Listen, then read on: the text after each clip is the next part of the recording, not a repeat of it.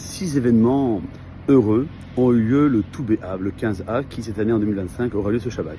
Shabbat de Parashat Vaïtranan qui suit toujours Tisha B'Av, qui est appelé Shabbat Nachamu.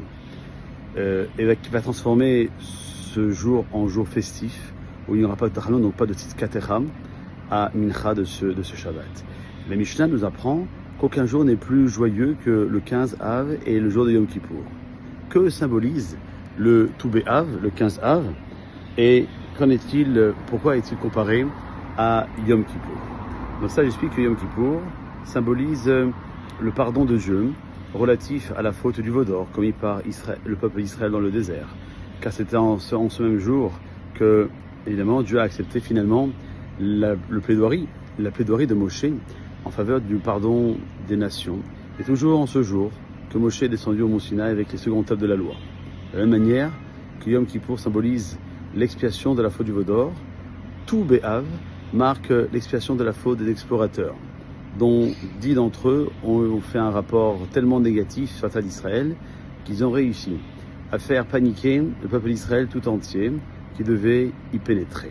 Suite à ces rapports alarmistes, crus par le peuple d'Israël, le maître du monde a décrété que Israël va errer durant 40 ans dans le désert et qu'aucune personne âgée de 20 ans et plus à l'époque de ces dires n'entrerait vivante en terre promise. Pendant ces 40 ans, des rangs supplémentaires, des personnes qui ont atteint les 60 ans, décédées le jour du 9 Av, soit 15 000 âmes chaque Tisha B'Av. Cette fatalité a pris fin le jour de Tou B'Av.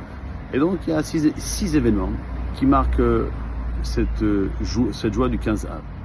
Aujourd'hui, on va voir au moins 2. Le premier, c'est que la fatalité qui a poursuivi les Juifs dans le désert pendant 40 ans a pris fin le 15 Av, comme on vient de le dire. Cette année-là, les dernières 15 000 personnes qui s'apprêtaient à mourir, mais Dieu, dans sa grande miséricorde, a décidé de les épargner, jugeant qu'ils avaient traversé suffisamment de difficultés. Ne le sachant pas, ces Juifs se sont préparés à mourir à l'approche du 9 Av, mais rien ne s'est passé. Ils ont pensé alors à une erreur de calendrier de leur part. Ils ont attendu donc le lendemain, puis le jour suivant. Finalement, le 15 Av est arrivé, comme chaque mois hébraïque. Lorsqu'on arrive au 15 du mois hébraïque, c'est la pleine lune, et donc qui prouve que le jour fatidique était tellement bien passé et qu'il était toujours vivant. Il était désormais clairement établi que Dieu avait abrogé son décret, qu'il avait donc pardonné la faute des explorateurs. C'est ce qu'ont voulu nous dire quand ils ont dit que les Chachamim, lorsque dans le Talmud, on enseigne que le 15 Av et le jour du Yom Kippour sont les 2 jours les plus joyeux qu'il y a pour le Ham Israël, car il n'y a pas de joie plus grande que celle de voir ses fautes pardonnées. En l'occurrence, la faute du veau d'or a été absous un jour de Yom Kippour, celui des explorateurs un jour du 15 Av, et donc on comprend ce jour de Simcha. Merci Hachem, comme le temps passe, et demain on verra les autres événements qui marquent la joie de Tou B'Av. En attendant, passez une bonne fin de journée. À demain, Kol Tov.